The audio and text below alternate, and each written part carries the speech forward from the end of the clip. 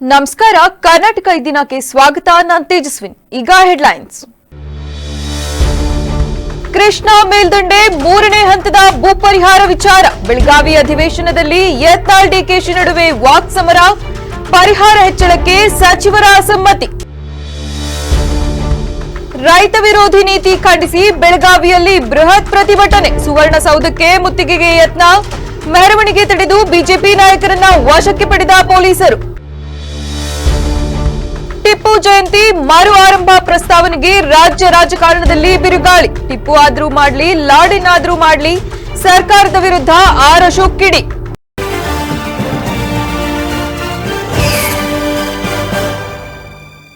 ವಾರ್ತೆಗಳ ವಿವರ. ರಾಜ್ಯ ಸರ್ಕಾರದ ರೈತ ವಿರೋಧಿ ನೀತಿಗಳನ್ನು ಖಂಡಿಸಿ ಬೆಳಗಾವಿಯಲ್ಲಿ ಬಿಜೆಪಿ ನಾಯಕರು ಮತ್ತು ರೈತ ಮುಖಂಡರು ಬೃಹತ್ ಪ್ರತಿಭಟನೆ ನಡೆಸಿದರು. ಪ್ರತಿಭಟನೆಯ ಭಾಗವಾಗಿ ಸುವರ್ಣಸೌಧಕ್ಕೆ ಮುತ್ತಿಗೆ ಹಾಕಲು ಯತ್ನಿಸಿದ ಪ್ರತಿಭಟನಾಕಾರರನ್ನು ಪೊಲೀಸರು ವಶಕ್ಕೆ ಪಡೆದರು. ಬೆಳಗಾವಿಯ ಮಾಲಿನಿ ಗ್ರೌಂಡ್ನಲ್ಲಿ ಬಿಜೆಪಿ ನೇತೃತ್ವದಲ್ಲಿ ನಡೆದ ಬೃಹತ್ ಸಮಾವೇಶದಲ್ಲಿ ರೈತ ಪ್ರಮುಖರು ಮತ್ತು ಪಕ್ಷದ ನಾಯಕರು ವೇದಿಕೆ ಹಂಚಿಕೊಂಡು ಸರ್ಕಾರದ ವಿರುದ್ಧ ಆಕ್ರೋಶ ವ್ಯಕ್ತಪಡಿಸಿದರು. ಸಮಾವೇಶದ ನಂತರ ರೈತ ಮುಖಂಡರು, ಬಿಜೆಪಿ ನಾಯಕರು ಮತ್ತು ಕಾರ್ಯಕರ್ತರು ಸುವರ್ಣಸೌಧದತ್ತ ಪಾದಯಾತ್ರೆ ಹೊರಟರು. ಹಲಗಾ ಮಾರ್ಗವಾಗಿ ಸೌಧದ ಬಳಿ ಸಾಗುತ್ತಿದ್ದ ಮೆರವಣಿಗೆಯನ್ನ ಪೊಲೀಸರು ಮಧ್ಯದಲ್ಲೇ ತಡೆದು ನಿಲ್ಲಿಸಿದರು. ಈ ವೇಳೆ ಪ್ರತಿಭಟನಾಕಾರರನ್ನು ಪೊಲೀಸರು ವಶಕ್ಕೆ ಪಡೆದ ಕಾರಣ ಕೆಲಕಾಲ ಬಿಗುವಿನ ವಾತಾವರಣ ನಿರ್ಮಾಣವಾಗಿತ್ತು. ರೈತರ ಹೋರಾಟದ ಸಂದರ್ಭದಲ್ಲಿ ಬೆಳಗಾವಿ ಜಿಲ್ಲೆಯ ವಿಭಜನೆ ಮತ್ತು ಪ್ರತ್ಯೇಕ ರಾಜ್ಯದ ಕೂಗು ಕೇಳಿಬಂದಿದ್ದು ವಿಶೇಷವಾಗಿತ್ತು. ಇನ್ನು ಸರ್ಕಾರವು ರೈತರ ಸಮಸ್ಯೆಗಳನ್ನು ಕೂಡಲೇ ಬಗೆಹರಿಸಬೇಕು. ಬೆಳಗಾವಿ ಜಿಲ್ಲೆಯನ್ನ ಚಿಕ್ಕೋಡಿ ಮತ್ತು ಗೋಕಾಕ್ ಜಿಲ್ಲೆಗಳಾಗಿ ವಿಭಜನೆ ಮಾಡಬೇಕು. ಉತ್ತರ ಕರ್ನಾಟಕ ಭಾಗಕ್ಕೆ ಮಲತಾಯಿ ಧೋರಣೆ ಮುಂದುವರಿಸಿದರೆ ನಾವು ಪ್ರತ್ಯೇಕ ಉತ್ತರ ಕರ್ನಾಟಕ ರಾಜ್ಯದ ಬೇಡಿಕೆಯನ್ನು ತೀವ್ರಗೊಳಿಸಬೇಕಾಗುತ್ತದೆ. ರೈತರ ಸಮಸ್ಯೆಗಳನ್ನು ಬಗೆಹರಿಸದಿದ್ದಲ್ಲಿ ಹೋರಾಟವನ್ನು ತೀವ್ರಗೊಳಿಸಲಾಗುವುದು ಎಂದು ರಾಜ್ಯ ಸರ್ಕಾರಕ್ಕೆ ಎಚ್ಚರಿಕೆ ನೀಡಿದರು. ಬೆಳಗಾವಿಯ ಸುವರ್ಣಸೌಧದಲ್ಲಿ ನಡೆಯುತ್ತಿರುವ ಚಳಿಗಾಲದ ಅಧಿವೇಶನದ 2ನೇ ದಿನವಾದ ಇಂದು ಕೃಷ್ಣಾ ಮೇಲ್ದಂಡೆ 3ನೇ ಹಂತದ ಭೂ ಪರಿಹಾರ ವಿಚಾರದಲ್ಲಿ ವಿಜಯಪುರ ನಗರ ಶಾಸಕ ಬಸನಗೌಡ ಪಾಟೀಲ್ ಯತ್ನಾಳ್ ಮತ್ತು ನೀರಾವರಿ ಸಚಿವ ಡಿಕೆ ಶಿವಕುಮಾರ್ ಅವರ ನಡುವೆ ತೀವ್ರ ವಾಕ್ಸಮರ ನಡೆಯಿತು. ಪ್ರಶ್ನೋತ್ತರ ಕಲಾಪದಲ್ಲಿ ಯತ್ನಾಳ್ ಅವರು ಕೃಷ್ಣಾ ಮೇಲ್ದಂಡೆ 3ನೇ ಹಂತದ ಯೋಜನೆಗೆ ಸಂಬಂಧಿಸಿದಂತೆ ಭೂ ಪರಿಹಾರಕ್ಕೆ ಕಾಲಮಿತಿ ಯಾವಾಗ ನಿಗದಿ ಮಾಡುತ್ತೀರಿ, ಆದೇಶ ಆಗಿರುವ ಹಿಂದಿನ ವ್ಯಾಜ್ಯಗಳಿಗೆ ಪರಿಹಾರ ಯಾವಾಗ ಕೊಡುತ್ತೀರಿ ಎಂದು ನೇರವಾಗಿ ಪ್ರಶ್ನಿಸಿದರು. ಯತ್ನಾಳ್ ಪ್ರಶ್ನೆಗೆ ಉತ್ತರಿಸಿದ ಉಪಮುಖ್ಯಮಂತ್ರಿ ಹಾಗೂ ನೀರಾವರಿ ಸಚಿವ ಡಿಕೆ ಶಿವಕುಮಾರ್ ಪರಿಹಾರ ಹೆಚ್ಚಳದ ಕುರಿತು ಅಸಮ್ಮತಿ ವ್ಯಕ್ತಪಡಿಸಿದರು. ಪರಿಹಾರವನ್ನ 10 ಲಕ್ಷಕ್ಕೆ 10 ಕೋಟಿ ನಿಗದಿ ಮಾಡಿದ್ದಾರೆ. ಇದನ್ನು ನಾನು ಒಪ್ಪುವುದಿಲ್ಲ. ಕಾನೂನಿನ ಮಿತಿಯಲ್ಲಿಯೇ ಪರಿಹಾರ ಕೊಡುತ್ತೇವೆ ಎಂದರು. ಡಿಕೆಶಿ ಅವರ ಈ ಉತ್ತರದ ನಂತರ ಆಕ್ರೋಶಗೊಂಡ ಶಾಸಕ ಯತ್ನಾಳ್ ಅವರು ಸಚಿವರ ಹೇಳಿಕೆ ಇದು ರೈತರು ಮತ್ತು ನ್ಯಾಯಾಂಗಕ್ಕೆ ಮಾಡಿದ ಅಪಮಾನ ಎಂದು ತೀವ್ರವಾಗಿ ಖಂಡಿಸಿದರು. ತಕ್ಷಣವೇ ಸರ್ಕಾರದ ವಿರುದ್ಧ ಅಸಮಾಧಾನ ವ್ಯಕ್ತಪಡಿಸಿ ವಿಧಾನಸಭೆಯ ಕಲಾಪದಿಂದ ಸಭಾತ್ಯಾಗ ಮಾಡಿದರು. ಹಳೆ ಬಾಕಿಯನ್ನು ಕೊಟ್ಟಿಲ್ಲ ಭೂ ಪರಿಹಾರ. ಇವತ್ತು ಎಲ್ಲ ಕೋರ್ಟ್ನಲ್ಲಿ ಅವಾರ್ಡ್ ಆಗಿದೆ. ಮೇಲಿಂದ ಮೇಲೆ ಡಿಸಿಗಳ ಕಚೇರಿಯ car, jeep, table, type writer ಎಲ್ಲ ಜಪ್ತಿ ಆಗ್ತವೆ. ಹಳೆ ಬಾಕಿನೇ ಇವತ್ತು ಸುಮಾರು 5,000 ಪ್ರಕರಣಗಳು ಇವತ್ತು ವಿಜಯಪುರ ಜಿಲ್ಲೆ ನ್ಯಾಯಾಲಯದಲ್ಲಿರ್ಬೋದು, ಹೈಕೋರ್ಟ್ದಲ್ಲಿರ್ಬೋದು ಹಣ ಕೊಡಬೇಕಂತ ಆದೇಶ ಆದರೂ ಸಹಿತ ರೈತರಿಗೆ ಪೂರ್ಣ ಪ್ರಮಾಣದ ಪರಿಹಾರ ಎಂದು ಕೊಡ್ತೀರಿ? ಈ ಯೋಜನೆಯನ್ನ ಇಂಥ ಇಸ್ವಿಗೆ, ಯಾಕಂದ್ರೆ 2.5 ವರ್ಷ ಆಯ್ತು, ಇನ್ನು 2.5 ವರ್ಷದಲ್ಲಿ ಈ ನಿಮ್ಮ ಸರ್ಕಾರಿ ಉದ್ರಾಗ ಮುಗಿಸ್ತಿರೋ ಅಥವಾ ಮುಂದಿನ ಸರ್ಕಾರ ಮೇಲೆ ಹಾಕಿ ಕೇಂದ್ರ ಸರ್ಕಾರ ಮೇಲೆ ಆಪಾದನೆ ಮಾಡಿ ಬಚಾವಾಗುವಂತ ಕೆಲಸ ನೀವು ಮಾಡ್ತಿರೋ ಅನ್ನೋದು ಸ್ಪಷ್ಟವಾದಂತ ಉತ್ತರ ನನಗೆ ಬೇಕು. ಅಧ್ಯಕ್ಷರೇ, ಈ ಬೆಲೆ ಏನಿದು ಕನ್ಸೆಂಟ್ ಕೊಟ್ಟವ್ರು ಮಾತ್ರ. ಅವರು ಬರೀ 59,000 ಕೇಸ್ ಇದೆ ಈ UKP ವಿಚಾರದಲ್ಲಿ. ಇದಕ್ಕೆ ಏನಾದ್ರು ಮಾಡಿ ಪರಿಹಾರ ಮಾಡಬೇಕು ಅಂತೇಳಿ ನಮ್ಮ ಹೊಸ ಕಾನೂನಲ್ಲಿ ಒಂದು ಅಥಾರಿಟಿ ಮಾಡಲಿಕ್ಕೆ ಒಂದು ಅವಕಾಶ ಇದೆ. ಅದ್ರ ಬಗ್ಗೆ ಈಗಾಗಲೇ ನಾನು ರೆವಿನ್ಯೂ ಮಿನಿಸ್ಟ್ರು, ನಮ್ಮ ಲಾ ಮಿನಿಸ್ಟ್ರ್ ಹತ್ರ ಎಲ್ಲ ನಾನು ಅವ್ರಿಗೆ ಮಾರ್ಗದರ್ಶನ ಹೇಳಿದ್ದೇನೆ. ಇದ್ರ ಬಗ್ಗೆ ಏನಾದ್ರು ಮಾಡಿ ಒಂದು ಪರಿಹಾರ ಮಾಡಿ ಅಂತೇಳಿ ನಾವು ಪ್ರಯಾರಿಟಿಲಿ ನಾವು ಈ ಕೆಲಸನ ನಾವು ಮಾಡಬೇಕು ಇದ್ದೇವೆ. ಅವಾರ್ಡ್ ನೋಡ್ರಿ, ಕೋರ್ಟ್ ಅವಾರ್ಡ್ ಮಾಡಿದ್ಮೇಲೂ ಅವ್ರದೇ ಸರ್ಕಾರಿ ವಕೀಲರು ಏನ್ ಬರೆದು ಕೊಟ್ಟಾರಂದ್ರೆ ಇದನ್ನ ಈ ಅವಾರ್ಡ್ ಸರಿ ಇದೆ, it is not fit for appeal ಅಂತೇಳಿ ಅವ್ರು ಬರೆದು ಕೊಟ್ಟ ಮೇಲೂ ಸಹ ಇವತ್ತು ಸರ್ಕಾರ ಅವ್ರ ಹಣ, ಹಳೆ ರೈತರ ಹಣನೇ ಕೊಡ್ತಾ ಇಲ್ಲ. ಅವ್ರು ಸಹ ಬೀದಿಗೆ ಬಂದಿದ್ದಾರೆ. ಯಾವ ನಾರಾಯಣಪುರದಿಂದ ಹಿಡಿದು ನಾ ಹೇಳುದೇನಂದ್ರೆ ಅಧ್ಯಕ್ಷರೇ, ಹಳೆ ರೈತರದೇನು ಭೂಮಿದು ಹಣ ತಕ್ಷಣ ಬಿಡುಗಡೆ ಮಾಡಿ ಮಾನ್ಯ ಉಪಮುಖ್ಯಮಂತ್ರಿ ರಾಜ್ಯದಲ್ಲಿ ಟಿಪ್ಪು ಜಯಂತಿ ಆಚರಣೆಯನ್ನು ಮರು ಆರಂಭಿಸುವ ವಿಚಾರವು ಮತ್ತೆ ರಾಜಕೀಯ ವಲಯದಲ್ಲಿ ತೀವ್ರ ಚರ್ಚೆಗೆ ಗ್ರಾಸವಾಗಿದೆ. ಈ ಕುರಿತು ಕಾಂಗ್ರೆಸ್ ಶಾಸಕ ಕಾಶಪ್ಪನವರ್ ಅವರು ವಿಧಾನಸಭೆಯ ಕಲಾಪದಲ್ಲಿ ಪ್ರಸ್ತಾವಿಸಲು ನಿರ್ಧರಿಸಿದ್ದು, ವಿರೋಧ ಪಕ್ಷದ ಬಿಜೆಪಿ ವಲಯದಿಂದ ತೀವ್ರ ವಿರೋಧ ವ್ಯಕ್ತವಾಗಿದೆ. ಟಿಪ್ಪು ಜಯಂತಿ ಆಚರಣೆಯು ಹಿಂದೆ ಸಾಕಷ್ಟು ಪರವಿರೋಧ ಹೇಳಿಕೆಗಳಿಗೆ ಹಾಗೂ ಕೆಲವು ಕಡೆಗಳಲ್ಲಿ ಹಿಂಸಾಚಾರಕ್ಕೂ ಕಾರಣವಾಗಿತ್ತು. ಇದೀಗ ಆಡಳಿತಾರೂಢ ಕಾಂಗ್ರೆಸ್ ಸರ್ಕಾರದಲ್ಲಿ ಈ ವಿಚಾರ ಮತ್ತೆ ಮುನ್ನೆಲೆಗೆ ಬಂದಿರುವುದು ಪ್ರತಿಪಕ್ಷಗಳ ಕೆಂಗಣ್ಣಿಗೆ ಗುರಿಯಾಗಿದೆ. ಟಿಪ್ಪು ಜಯಂತಿ ಮರು ಆರಂಭದ ಪ್ರಸ್ತಾಪಕ್ಕೆ ಪ್ರತಿಕ್ರಿಯಿಸಿದ ವಿರೋಧ ಪಕ್ಷದ ನಾಯಕ ಆರ್ ಅಶೋಕ್ ಅವರು ಸರ್ಕಾರದ ವಿರುದ್ಧ ತೀವ್ರ ಕಿಡಿಕಾರಿದ್ದಾರೆ. ಟಿಪ್ಪು ಜಯಂತಿ ಆದರೂ ಮಾಡಿಕೊಳ್ಳಲಿ, ಲಾಡಿನ್ ಜಯಂತಿಯನ್ನಾದರೂ ಮಾಡಿಕೊಳ್ಳಲಿ, ಅವರ ಸರ್ಕಾರ ಇದೆ, ಜನರಿಗೆ ಇವರು ಯಾರ ಪರ ಎಂದು ಸ್ಪಷ್ಟವಾಗಿ ಗೊತ್ತಾಗುತ್ತದೆ ಎಂದು ಹೇಳಿದ್ದಾರೆ.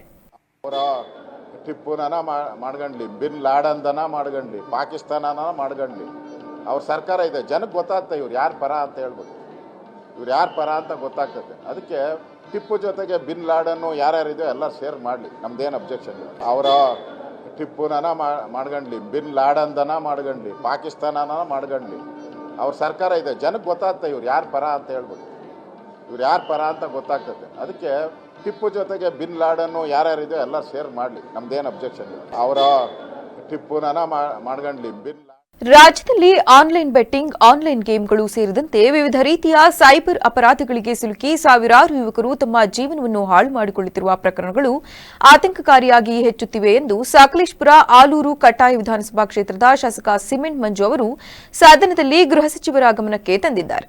ಶಾಸಕ ಸಿಮೆಂಟ್ ಮಂಜು ಅವರು ಮಾತನಾಡಿ, ಸದ್ಯಕ್ಕೆ ಇಡೀ ದೇಶದಲ್ಲಿ ಸೈಬರ್ ಅಪರಾಧಗಳ ಕುರಿತು ಕರ್ನಾಟಕದಲ್ಲಿಯೇ ಅತಿ ಹೆಚ್ಚು ಪ್ರಕರಣಗಳು ದಾಖಲಾಗುತ್ತಿದ್ದು, ಇದು ರಾಜ್ಯದ ಕಾನೂನು ಸುವ್ಯವಸ್ಥೆಗೆ ದೊಡ್ಡ ಸವಾಲಾಗಿದೆ.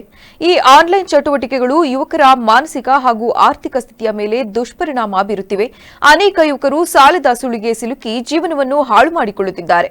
ಈ ಗಂಭೀರ ಸಮಸ್ಯೆಯ ಕುರಿತು ಸರ್ಕಾರ ತಕ್ಷಣ ಗಮನಹರಿಸಬೇಕೆಂದು ಒತ್ತಾಯಿಸಿದ ಅವರು, ಆನ್ಲೈನ್ ಬೆಟ್ಟಿಂಗ್ ಮತ್ತು ಗೇಮ್ಗಳನ್ನು ನಿಯಂತ್ರಿಸಲು ಮತ್ತು ಸೈಬರ್ ಕ್ರೈಂಗಳನ್ನು ಪರಿಣಾಮಕಾರಿಯಾಗಿ ತಡೆಯಲು ಸೂಕ್ತ ರೀತಿಯ ಕಾನೂನುಗಳನ್ನು ರೂಪಿಸುವಂತೆ ಗೃಹ ಸಚಿವರನ್ನು ಮನವಿ ಮಾಡಿದರು. ಯುವಕರು ಈ ಸೈಬರ್ ಗೇಮ್ಗೆ ಬಲಿಯಾಗ್ತಿರ್ತಕ್ಕಂಥದ್ರ ಬಗ್ಗೆ ಮಾನ್ಯ ಹೋಮ್ ಮಿನಿಸ್ಟರ್ ಅವರಿಗೆ ನಾನು ಪ್ರಶ್ನೆಯನ್ನ ಕೇಳಿದ್ದೀನಿ. ಮಾನ್ಯ ಸಚಿವರೇ, ಮಾನ್ಯ ಅಧ್ಯಕ್ಷರೇ ಉತ್ತರಗಳನ್ನು ಒದಗಿಸಿಕೊಟ್ಟಿದ್ದೇನೆ. ಮಾನ್ಯ ಸಚಿವರು ಉತ್ತರವನ್ನು ಒದಗಿಸಿದ್ದಾರೆ. ಆದರೆ ಇತ್ತೀಚಿನ ದಿನಗಳಲ್ಲಿ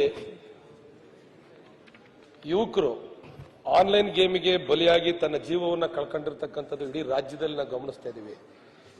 ಆದರೆ ಸರ್ಕಾರಗಳು ಕ್ರಮ ತಗೊಂಡಿದ್ವಿ ಅಂತ ಹೇಳ್ತಾರೆ. ಆದ್ರೂ ಕೂಡ ಈ ಕ್ರಮದಿಂದ ಯುವಕರ ಸಂಖ್ಯೆ ಬಲಿಯಾಗ್ತಿರ್ತಕ್ಕಂಥದ್ದು ಏನು ಕಡಿಮೆ ಆಗ್ತಾ ಇಲ್ಲ. ಮಾನ್ಯ ಸಚಿವರು ಉತ್ತರ ಕೊಟ್ಟಿರೋ ಪ್ರಕಾರವಾಗಿ ನಾನು ಗಮನಿಸಿದೆ ಮಾನ್ಯ ಸಭಾಧ್ಯಕ್ಷರೇ,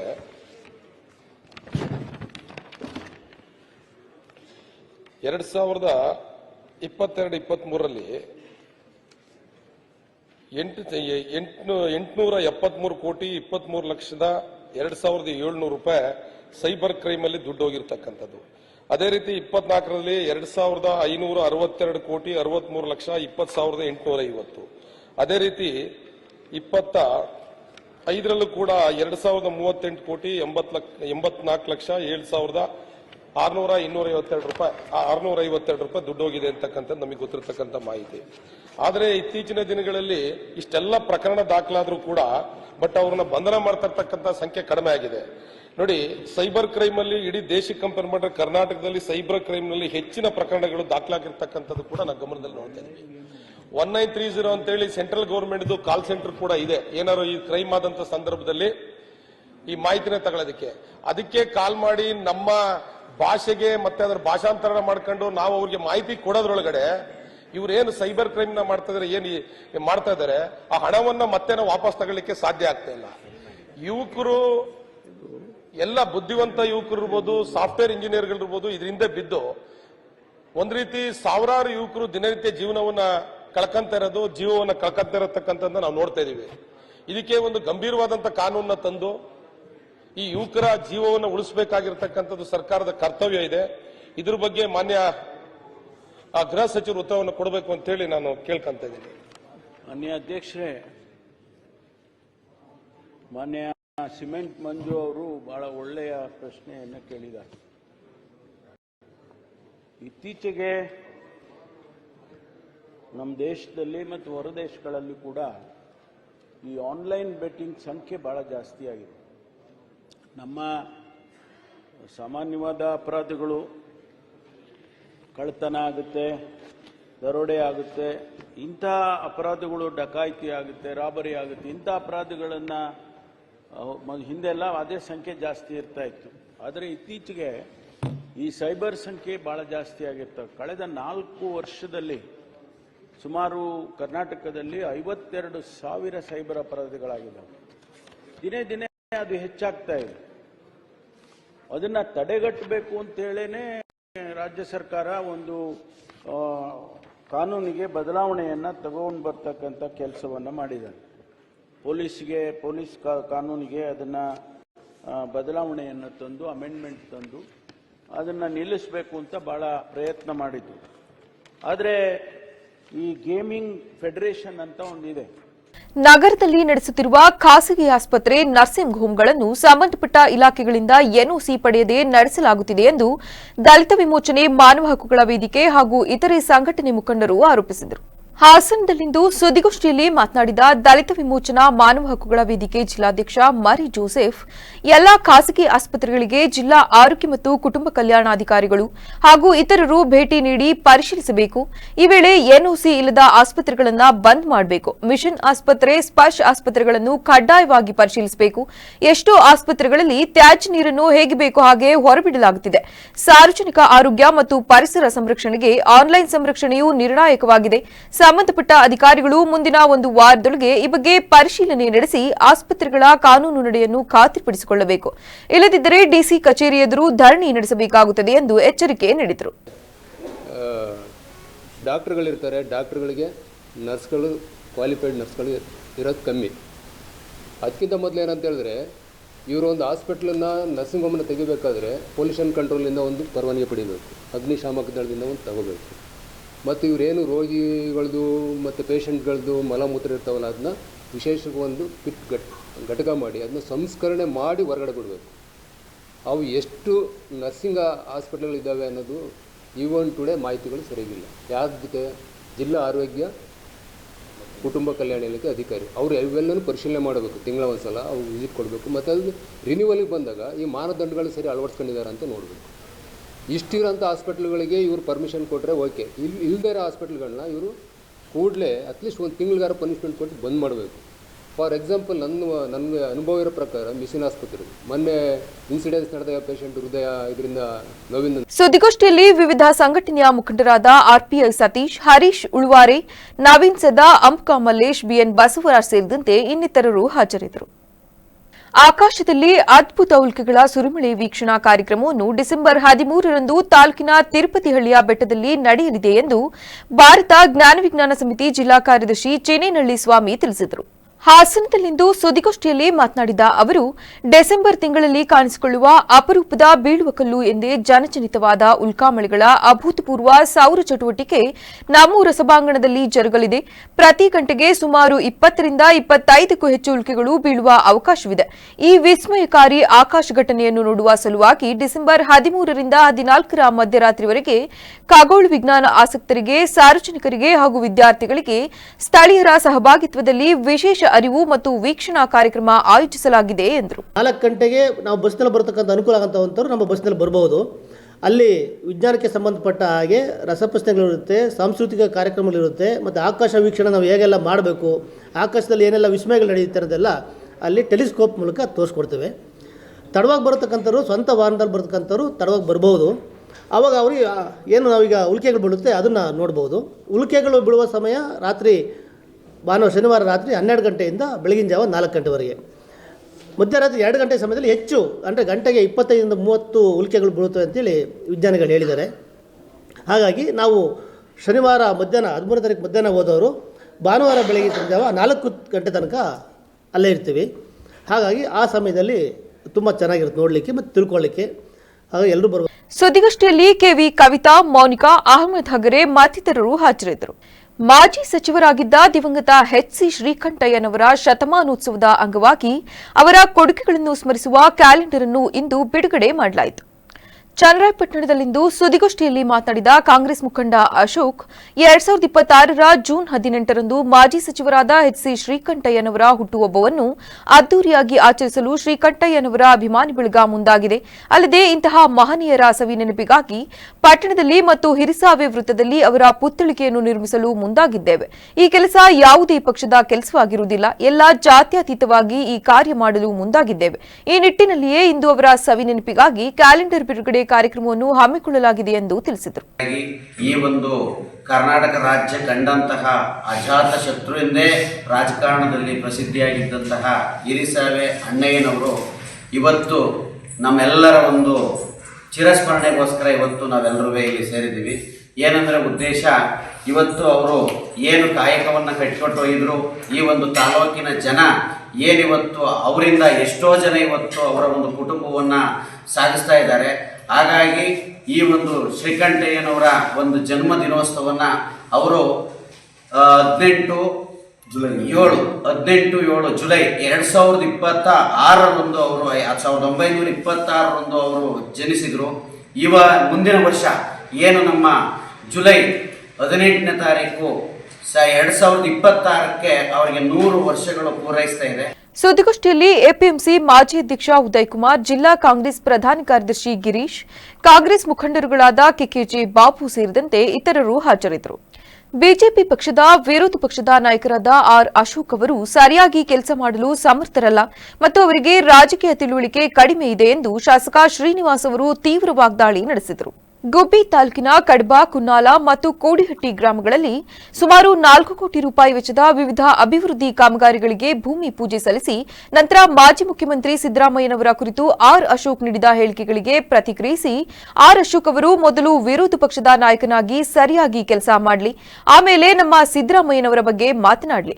ಸಿದ್ದರಾಮಯ್ಯನವರು ಮುಖ್ಯಮಂತ್ರಿಯಾಗಿ ರಾಜ್ಯದ ಜನತೆಗೆ ಉತ್ತಮ ಆಡಳಿತ ನೀಡುತ್ತಿದ್ದಾರೆ. ಅವರ ಬಗ್ಗೆ ಅಶೋಕ್ ಅವರು ತಿಳಿದುಕೊಂಡು ಮಾತನಾಡಬೇಕು. ವಿರೋಧ ಪಕ್ಷದವರು ಮೊದಲು ತಮ್ಮ ಪಕ್ಷದ ಬಗ್ಗೆ ಚಿಂತನೆ ಮಾಡಿ ಆಮೇಲೆ ನಮ್ಮ ಪಕ್ಷದ ಬಗ್ಗೆ ಮಾತನಾಡಲಿ ಎಂದು ತಿಳಿಸಿದರು.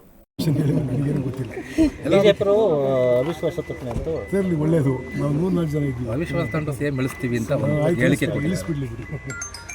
ಬಿಜೆಪಿ ಎಲ್ಲ ಮಾಡ್ತಾರೆ, ಇಳಿಸ್ಲಿ. ಅಶೋಕ್ ಅವರೆಲ್ಲ ಒಂದು ಸಿದ್ದರಾಮಯ್ಯ ಅವರು ಭ್ರಷ್ಟ ಸರ್ಕಾರ ನಡೆಸ್ಕೊಡ್ತಾ ಇದ್ದಾರೆ ಅಂತ ಒಂದು ಹೇಳಿಕೆ ಕೊಡ್ತಾ ಇದ್ದಾರೆ. ಹೇಳಿಕೆ ಕೊಡೋಕ್ಕೆ ಅಶೋಕ್ ಅವರು, ನಾನು ಹೇಳ್ತೀನಿ, ಅಶೋಕ್ ಅವರು ವಿರೋಧ ಪಕ್ಷದ ನಾಯಕರಾಗಿ ಕೆಲಸ ಮಾಡೋಕ್ಕೆ ಅವ್ರಿಗೆ ಏನು ತಿಳುವಳಿಕೆ ಕಡಿಮೆ, ಅಷ್ಟೊಂದು ಸಮರ್ಥ ನಾಯಕರೇನಲ್ಲ. ಅಷ್ಟು ವಿರೋಧ ಪಕ್ಷದ ನಾಯಕರಾಗಿ ಪರಿಣಾಮಕಾರಿಯಾಗಿ ಕೆಲಸ ಮಾಡಲಿ, ಆಮೇಲೆ ಸಿದ್ದರಾಮಯ್ಯನ ಬಗ್ಗೆ ಮಾತಾಡಲಿ.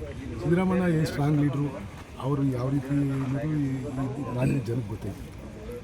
ಸೆಷನ್ಗೆ ಹೋಗಿಲ್ಲ ಅಂದರೆ ಇವೆಲ್ಲೆಲ್ಲ ಕೆಲಸಗಳಿದ್ದು, ನಮ್ಮದೇನೋ ಸ್ವಂತ ಕೆಲಸ ಇತ್ತು, ಅದಕ್ಕೆ ಹೋಗಿಲ್ಲ. ನೆಕ್ಸ್ಟ್ ಸೋಮವಾರಿಂದ ಹೋಗ್ತೀವಿ. ಅದು ಹಾಳಾಗೋಯಿತು, ಅದು 1.5 ಕೋಟಿ ಆಯಿತು ಪೂಜೆ ಮಾಡಿದವು. ಮತ್ತು ಇಲ್ಲಿಂದ ಕೋಡಿಹಟ್ಟಿ ಮೇಲೆ ಕಡಬ ರೋಡ್ ಸೇರೋದು, ಅದು 2.5 ಕೋಟಿ. ಮತ್ತು ಇಲ್ಲೊಂದು ತಡೆಗೋಡೆ ಕೇಳಿದ್ವಿ ಲಾಸ್ಟ್ ಟೈಮ್, ಇಲ್ಲಿ ಊರೊಳಗೆ ಕಾಂಕ್ರೀಟ್ ಪೂಜೆ ಮಾಡೋದು ಬಂದ. ಈ ಸಂದರ್ಭದಲ್ಲಿ ಗ್ರಾಮ ಪಂಚಾಯಿತಿ ಅಧ್ಯಕ್ಷೆ ಲಕ್ಷ್ಮಿ, ಉಪಾಧ್ಯಕ್ಷೆ ಲತಾ, ಪಿಡಿಒ ಕಲಾ, ಸದಸ್ಯರಾದ ರಾಜಣ್ಣ, ಧನಂಜಯ್ ಸೇರಿದಂತೆ ಹಲವರು ಉಪಸ್ಥಿತರಿದ್ದರು. ಕೊಪ್ಪಳ ಜಿಲ್ಲೆಯ ಕುಕನೂರು ಜೆಸ್ಕಾಂ ಸಹಾಯಕ ಅಭಿಯಂತರ ಎಂ ನಾಗರಾಜ್ ಅವರ ಅಸಭ್ಯ ವರ್ತನೆ ಮತ್ತು ಅನ್ಯಾಯವನ್ನು ಖಂಡಿಸಿ ಜೆಸ್ಕಾಂ ಗುತ್ತಿಗೆದಾರರು ಮಂಗಳವಾರ ಅನಿರ್ದಿಷ್ಟಾವಧಿ ಧರಣಿಯನ್ನ ನಡೆಸಿದರು. ಸಂಘದ ತಾಲೂಕು ಪ್ರಧಾನ ಕಾರ್ಯದರ್ಶಿ ವಿಜಯ್ ಕುಮಾರ್ ಅಂಗಡಿ ಮಾತನಾಡಿ, ಅಭಿಯಂತರ ಎಂ ನಾಗರಾಜ್ ಅವರು ಬಂದ ನಂತರ ತಾಲೂಕಿನ ವಿದ್ಯುತ್ ಗುತ್ತಿಗೆದಾರರಿಗೆ ಅವಕಾಶ ವಂಚನೆ ಮಾಡಲಾಗುತ್ತಿದೆ. ಕುಕನೂರಿನ ಗುದ್ನೇಶ್ವರ ಜಾತ್ರೆಯಲ್ಲಿರುವ 150ಕ್ಕೂ ಹೆಚ್ಚು ಅಂಗಡಿ ಮಾಲೀಕರಿಂದ ಹೆಚ್ಚುವರಿ ಹಣ ವಸೂಲಿ ಮಾಡುತ್ತಿದ್ದಾರೆಂದು ಸ್ಥಳಕ್ಕೆ ಭೇಟಿ ನೀಡಿದ ಜೆಸ್ಕಾಂ ಹಿರಿಯ ಅಭಿಯಂತರರ ಮುಂದೆ ಗುತ್ತಿಗೆದಾರರು ತಮ್ಮ ಅಳಲು ತೋಡಿಕೊಂಡಿದ್ದು ನಾಗರಾಜ್ ಅವರನ್ನು ವರ್ಗಾವಣೆ ಮಾಡುವಂತೆ ಒತ್ತಾಯಿಸಿದರು. ಕೆಲವೊಂದು ನಾವು ಕೂಡ ಹೊಂದಾಣಿಕೆ ಅಧಿಕಾರಿಗಳಿಗೆ ಹೊಂದಾಣಿಕೆ ಮಾಡಲಿಕ್ಕೆ ಅನ್ನೋದು ಪ್ರಶ್ನೆನೇ ಇಲ್ಲಿ ಈ ವಿಚಾರದಲ್ಲಿ ಕೆಲವೊಂದು ಸಲ ಮಾತಾಡಿದರೂ ಕೂಡ ಕೆಲವೊಂದರಲ್ಲಿ ಏನೈತಿ ಹೆಚ್ಚು ಕಡಿಮೆ ಇದ್ದರೆ ನಾವು ಸುಧಾರಣೆ ಆಗ್ತೀವಿ, ಇಲ್ಲ ಅನ್ನೋಲ್ಲ. ಆದರೆ ಒಂದನೇ ಬೇಡಿಕೆ ನಮ್ಮದು ನಾಗರಾಜ್ ಸರ್ ಅವರನ್ನು ಕೂಡಲೇ ನಮ್ಮ ತಾಲೂಕಿನಿಂದ ವರ್ಗಾವಣೆ ಮಾಡಬೇಕೆಂದು ತಮ್ಮಲ್ಲಿ ವಿನಂತಿಸಿಕೊಳ್ಳುತ್ತೇವೆ ಅಂತ ಈ ನಾಣ್ಯತ ಇಟ್ಟಿದ್ದೀವಿ. ಇಟ್ಟಿದ್ದೀವಿ. ಇದು ಒಂದನೇ ಬೇಡಿಕೆ ಈಡೇರದ ಮೇಲೆ ನಮ್ಮ ಹೋರಾಟ ಒಂದು ಹಂತ ಪಡಿತೀವಿ. ಇದನ್ನು ನಾವೀಗಾಗಲೇ 3 ಸಲ ಅವರಿಗೆ ಹೋಗಿದ್ದೀವಿ. ಅವರು ಮೇಲು ಅಧಿಕಾರಿಗಳಿಗೆ ಗಮನಕ್ಕೆ ಕೊಟ್ಟಿದ್ದೀವಿ ಏನ್ರಿ, ಆಮೇಲೆ ಅಪೋಸಿಟ್ಗೆ ಕೊಟ್ಟಿದ್ದೀವಿ. ಇನ್ನು ಕುಕನೂರು ಜೆಸ್ಕಾಂ ಸಹಾಯಕ ಅಭಿಯಂತರ ಎಂ ನಾಗರಾಜ್ ವಿರುದ್ಧ ಗುತ್ತಿಗೆದಾರರು ನಡೆಸುತ್ತಿರುವ ಪ್ರತಿಭಟನೆಗೆ ಸಂಬಂಧಿಸಿದಂತೆ GESCOM superintendent of engineer Ramesh ಮಾತನಾಡಿ, ಅಭಿಯಂತರ ಮತ್ತು ಗುತ್ತಿಗೆದಾರರ ಸಮಸ್ಯೆಗಳನ್ನು ಅರಿತುಕೊಂಡಿದ್ದು ಮೇಲಾಧಿಕಾರಿಗಳಿಗೆ ವರದಿ ಸಲ್ಲಿಸಲಾಗುವುದು. ಅಲ್ಲದೆ ಮುಂದೆ ಈ ರೀತಿ ಆಗದಂತೆ ಕ್ರಮ ಕೈಗೊಳ್ಳಲಾಗುವುದು ಎಂದರು. ಏನು ಸಿಕ್ಕಿದ್ರೆ ಅಂತ ದೊಡ್ಡ ವಿಷಯ ಏನಲ್ಲ, ಇದನ್ನು ನಾವು ಮಾತಾಡಿ ಸರಿಪಡಿಸೋಣ ಅಂತಾನೆ ಬಂದಿದ್ದೀವಿ. ಈಗ ಅವರು ಬರ್ರಿ ಅಂದ್ರೆ ಮಾತಾಡಕ್ಕೆ ಬರ್ತೀವಿ ಅಂತಾರೆ, ಮತ್ತೆ ಅಲ್ಲೇ ಕೂತಿದ್ದಾರೆ. ನಮಗೆ ಸಮಸ್ಯೆ ಬಗೆಹರಿಬೇಕು ಅಷ್ಟೇ. ನಾವು ನಮ್ಮ ಅಧಿಕಾರಿಗಳಿಗೆ ಹೇಳಿ ಅದೇನಿದೆ ಸರಿಪಡಿಸ್ತೀವಿ ಅಂತಾನೆ ಹೇಳಿದೀವಿ, ಅದಕ್ಕೋಸ್ಕರನೇ ಬಂದಿದ್ವಿ ಅಷ್ಟೇ. ಅಷ್ಟು ಬಿಟ್ಟು ಮತ್ತೇನಿಲ್ಲ. ನಮಗೆ ಇದರಿಂದ ಸಾರ್ವಜನಿಕರಿಗೂ ತೊಂದರೆ ಆಗಬಾರ್ದು, ಇಲಾಖೆಗೂ ತೊಂದರೆ ಆಗಬಾರ್ದು ಅನ್ನೋ ನಮ್ಮ ಉದ್ದೇಶ. ಒಟ್ಟು ನಾಗರಾಜರು ತಿಳುವಳಿಕೆ ಹೇಳಿ ಅದನ್ನು ಸರಿಪಡಿಸ. ಈ ಸಂದರ್ಭದಲ್ಲಿ ಕಾರ್ಯನಿರ್ವಾಹಕ ಅಭಿಯಂತರ ಟೋಪಾಲ ನಾಯ್ಕ ಹಾಜರಿದ್ದರು. ಮಳವಳ್ಳಿ ತಾಲೂಕಿನಲ್ಲಿ ಹೆಚ್ಚಾಗುತ್ತಿರುವ ಚಿರತೆ ಹಾವಳಿಯನ್ನು ನಿಯಂತ್ರಿಸಲು ವಿಫಲವಾದ ಅರಣ್ಯ ಅಧಿಕಾರಿಗಳ ದೌರ್ಬಲ್ಯವನ್ನು ಖಂಡಿಸಿ ಕರ್ನಾಟಕ ಪ್ರಾಂತ ರೈತ ಸಂಘದ ಕಾರ್ಯಕರ್ತರು ಮಳವಳ್ಳಿ ಪಟ್ಟಣದ ಅರಣ್ಯ ಇಲಾಖೆ ಕಚೇರಿ ಮುಂದೆ ಪ್ರತಿಭಟನೆ ನಡೆಸಿದರು. ಪ್ರಾಂತ ರೈತ ಸಂಘದ ಅಧ್ಯಕ್ಷ ಭರತ್ರಾಜ್ ನೇತೃತ್ವದಲ್ಲಿ ಅರಣ್ಯ ಅಧಿಕಾರಿಗಳ ವಿರುದ್ಧ ಘೋಷಣೆಗಳನ್ನು ಕೂಗಿದ್ದರು. ಸಂಘದ ಕಾರ್ಯದರ್ಶಿ ಲಿಂಗರಾಜಮೂರ್ತಿ ಮಾತನಾಡಿ, ಚಿರತೆ ಹಾವಳಿಯಿಂದ ರೈತರ ಸಾಕುಪ್ರಾಣಿಗಳು ಬಲಿಯಾಗುತ್ತಿವೆ ಮತ್ತು ರೈತರು ಜಮೀನುಗಳಿಗೆ ಹೋಗಲು ಭಯಪಡುತ್ತಿದ್ದಾರೆ. ಅಲ್ಲದೆ ಸಾಕುಪ್ರಾಣಿ ಕಳೆದುಕೊಂಡ ರೈತರಿಗೆ ಪರಿಹಾರ ನೀಡಲು ಇಲಾಖೆ ವಿಳಂಬ ಮಾಡುತ್ತಿದೆ ಎಂದು ಆರೋಪಿಸಿದರು. ಕರ್ನಾಟಕ ಪ್ರಾಂತ ರೈತ ಸಂಘದ ನೇತೃತ್ವದಲ್ಲಿ ಈ ಪ್ರತಿಭಟನೆಯನ್ನು ಯಾವ ಕಾರಣಕ್ಕೋಸ್ಕರ ಹಮ್ಮಿಕೊಳ್ಳಲಾಗಿದೆ ಅನ್ನೋ ವಿಚಾರ ತಮ್ಮೆಲ್ಲರಿಗೂ ಕೂಡ ತಿಳಿದಿದೆ. ಅದನ್ನು ನಾನು ಮತ್ತೆ ಹೇಳಬೇಕಾಗಿಲ್ಲ. ಇಡೀ ಮಳವಳ್ಳಿ ತಾಲೂಕಿನಾದ್ಯಂತ ಇತ್ತೀಚೆಗೆ ಚಿರತೆಗಳ ಹಾವಳಿ ವಿಪರೀತ ಆಗ್ತಾ ಇದೆ. ಹಿಂದೆಲ್ಲ ಎಲ್ಲೋ ಅಪರೂಪಕ್ಕೆ ಕಾಡಂಚಿನ ಗ್ರಾಮಗಳಲ್ಲಿ ಕಾಣಿಸ್ಕೊಳ್ತಾ ಇದ್ದಂತ ಚಿರತೆಗಳು ಇವತ್ತು ಪಟ್ಟಣಗಳು ಸಹಿತ, ಮಳವಳ್ಳಿ ಅಂತ ಪಟ್ಟಣ ಸಹಿತ ಜನನಿಬಿಡ ಪ್ರದೇಶಗಳಿರ್ತಕ್ಕಂಥ ದೊಡ್ಡ ದೊಡ್ಡ ಹಳ್ಳಿಗಳಲ್ಲಿ ರಾತ್ರಿ ಹೊತ್ತಿರ್ಲಿ ಹಗಲೊತ್ತೇ ನಮ್ಮ ಕಣ್ಮುಂದೆನೆ ನಮ್ಮ ಆಡು ಕುರಿಗಳನ್ನು ಹೊತ್ಕೊಂಡು ಹೋಯ್ತಾ ಇರ್ತಕ್ಕಂಥದ್ದನ್ನ ನಾವು ಕಣ್ಣಾರೆ ಕಂಡಿರ್ತಕ್ಕಂಥವ್ರು ಇಲ್ಲಿ ಇದೀವಿ ಬಹಳ ಜನ. ಕರ್ನಾಟಕ ಜಾನುವಾರು ಹತ್ಯೆ ಪ್ರತಿಬಂಧಕ ಹಾಗೂ ಸಂರಕ್ಷಣಾ ಕಾಯ್ದೆ 2020ರ ಪ್ರಸ್ತಾವಿತ ತಿದ್ದುಪಡಿಯು ಸಂವಿಧಾನದ ಆಶಯಕ್ಕೆ ಹಾಗೂ ರಾಜ್ಯದ ಹಿತಾಸಕ್ತಿಗೆ ವಿರೋಧಿಯಾಗಿದೆ ಎಂದು ಆರೋಪಿಸಿ ವಿಶ್ವ ಹಿಂದೂ ಪರಿಷತ್ ಮತ್ತು ಭಜರಂಗ ದಳದ ಭಟ್ಕಳ ಘಟಕವು ತಹಶೀಲ್ದಾರರ ಮೂಲಕ ರಾಜ್ಯಪಾಲರಿಗೆ ಮನವಿ ಸಲ್ಲಿಸಿತು. ಈ ಬಗ್ಗೆ ಮಾತನಾಡಿದ ಘಟಕದ ಸದಸ್ಯರು, 2021ರ ಕಾಯ್ದೆ ಜಾರಿಯ ನಂತರ ಅಕ್ರಮ ಗೋ ಸಾಗಾಟ ಕಡಿಮೆಯಾಗಿದೆ. ಆದರೆ ವಶಪಡಿಸಿಕೊಂಡ ವಾಹನಗಳನ್ನು ತಾತ್ಕಾಲಿಕ ಹಸ್ತಾಂತರಕ್ಕೆ ಬ್ಯಾಂಕ್ ಗ್ಯಾರಂಟಿ ನೀಡುವ ಅಂಶವನ್ನು ಕೈಬಿಡಲು ಸರ್ಕಾರ ತಿದ್ದುಪಡಿ ತರಲು ಸಂಚು ನಡೆಸುತ್ತಿದೆ. ಇದು ಕಟಕರಿಗೆ ಮತ್ತು ಕಳ್ಳರಿಗೆ ಅನುಕೂಲ ಮಾಡಿಕೊಡುತ್ತದೆ. ಸಂವಿಧಾನದ ಆರ್ಟಿಕಲ್ 51A ಪ್ರಕಾರ ಜೀವಿಗಳಿಗೆ ಕರುಣೆ ತೋರಿಸುವುದು ಮೂಲ ಕರ್ತವ್ಯವಾಗಿದ್ದು, ಈ ವಿಧೇಯಕವನ್ನು ವಿಧಾನಸಭೆಯಲ್ಲಿ ಮಂಡಿಸದಂತೆ ಕ್ರಮ ಕೈಗೊಳ್ಳಬೇಕೆಂದು ಮನವಿ ಮಾಡಿದರು. ಆಗಿರುವುದರಿಂದ ಅದನ್ನು ವಿಧಾನಸಭೆಯಲ್ಲಿ ಮಂಡಿಸದಂತೆ ಸರ್ವ ಕ್ರಮ ಕೈಗೊಳ್ಳಲು ಆಗ್ರಹ. ನಮಸ್ಕಾರ.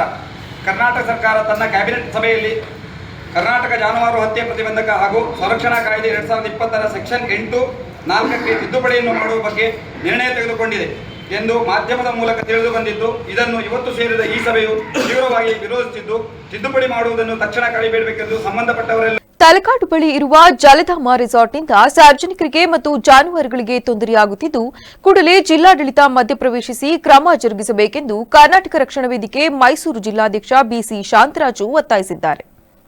ಟಿ ನರಸೀಪುರ ಪಟ್ಟಣದಲ್ಲಿಂದು ಸುದ್ದಿಗೋಷ್ಠಿಯಲ್ಲಿ ಮಾತನಾಡಿದ ಅವರು, ರೆಸಾರ್ಟ್ ಮಾಲೀಕ ಟಿಎನ್ ನಾರಾಯಣ್ ಅವರು ಯಾವುದೇ ಸರ್ಕಾರಿ ಅನುಮತಿ ಇಲ್ಲದೆ ಹಗಲು ರಾತ್ರಿ ಪೆಟ್ರೋಲ್ ಬೋಟ್ಗಳನ್ನು ನದಿಯಲ್ಲಿ ನಡೆಸುತ್ತಿದ್ದಾರೆ. ಬೋಟ್ಗಳಲ್ಲಿ ಡಿಜೆ ಸೌಂಡ್ ಅಳವಡಿಸಿ ಆರ್ಕೆಸ್ಟ್ರಾ ನಡೆಸುವುದರಿಂದ ಗ್ರಾಮಸ್ಥರಿಗೆ ತೀವ್ರ ತೊಂದರೆಯಾಗಿದೆ. ಅಲ್ಲದೆ ಅನಧಿಕೃತ ಪೆಟ್ರೋಲ್ ಬೋಟ್ಗಳಿಂದ ಕಾವೇರಿ ನದಿ ನೀರು ಕಲುಷಿತವಾಗುತ್ತಿದೆ. ಇನ್ನು ಈ ಬಗ್ಗೆ ತಾಲೂಕು ಮಟ್ಟದಲ್ಲಿ ದೂರು ನೀಡಿದರೂ ಸಹ ಅಧಿಕಾರಿಗಳು ಕ್ರಮ ಕೈಗೊಳ್ಳದಿರುವುದು ಹಲವು ಅನುಮಾನಗಳಿಗೆ ಎಡೆ ಮಾಡಿಕೊಟ್ಟಿದೆ ಎಂದು ಆರೋಪಿಸಿದರು. ನೀರು ಶುದ್ಧವಾಗಿರೋ ನೀರು ಪ್ರತಿ ಗಳ್ಳಿಗಳಿಗೂ 70 ಹಳ್ಳಿ ನೀರು ಹೋಗ್ತದೆ, ನೀರು ತಲುಪಬೇಕು. ಅಕ್ರಮವಾಗಿ ಕಟ್ಟಡ ಕಟ್ಟಿದ್ರೆ ಆ ಕಟ್ಟಡ ಡಮೋಷನ್ ಆಗಬೇಕು. ರೈತರಿಗೆ ಓಡಾಡಕ್ಕೆ ಆ ಭಾಗದಲ್ಲಿ ಈ ಭಾಗದಲ್ಲಿ ಜಾಗಗಳು ಬಿಟ್ಕೊಡ್ಬೇಕು. ಅವರು ನದಿನ ಆ 2 ಕಡೆ ತೀರನ್ನು ಅಕ್ಯುಪೈ ಮಾಡ್ಕೊಂಡಿದ್ದಾರೆ. ಅದನ್ನ ತೆರವುಗೊಳಿಸಿ ರೈತರಿಗೆ ಅನುಕೂಲ ಮಾಡ್ಕೊಡ್ಬೇಕು. ಆ ಕಟ್ಟಡ ಹೊಡೆದಾಕ್ಬೇಕು. ಆ ನದಿಗೆ ಬೋಟಿಂಗ್ ಮಾಡೋ ವ್ಯವಸ್ಥೆನ ಸ್ಟಾಪ್ ಮಾಡಬೇಕು ಅನ್ನೋದೇ ನಮ್ಮ ಮುಖ್ಯ ಉದ್ದೇಶ. ಈ ವೇಳೆ ಕನ್ನಡ ಸಾಹಿತ್ಯ ಪರಿಷತ್ತು ಹೋಬಳಿ ಕಾರ್ಯಾಧ್ಯಕ್ಷ ಟಿ ಬೆಟ್ಟಳ್ಳಿ, ಬಿಎಂ ನಂಜುಂಡಸ್ವಾಮಿ ಸೇರಿದಂತೆ ಇತರರು ಹಾಜರಿದ್ದರು.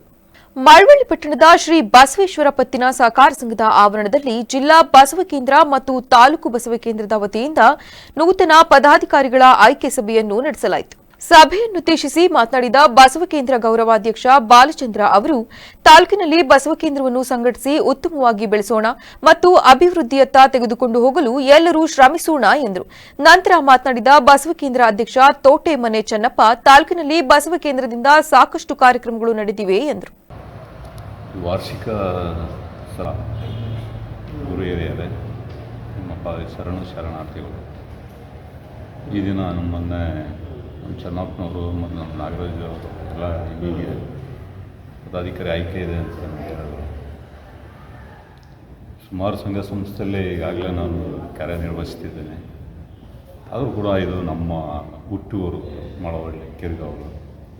ಸೊ ಇಲ್ಲೇನಾರು ಒಂದು ಮಾಡಬೇಕಲ್ಲ, ಸಾಧಿಸಬೇಕಲ್ಲ ಅಂತೇಳಿ ಚಾಮರಾಜನಗರ ಜಿಲ್ಲೆಯ ಕೊಳ್ಳೇಗಾಲ ತಾಲೂಕಿನ ನರಿಪುರ ಹಾಗೂ ಸತಿಗಾಲ ಗ್ರಾಮದ ರಾಷ್ಟ್ರೀಯ ಹೆದ್ದಾರಿ ಅಂಡರ್ಪಾಸ್ ರಸ್ತೆ ಕಾಮಗಾರಿಯನ್ನು ಹನೂರು ವಿಧಾನಸಭಾ ಕ್ಷೇತ್ರದ ಶಾಸಕ ಎಂಆರ್ ಮಂಜುನಾಥ್ ಅವರು ಪರಿಶೀಲಿಸಿದರು.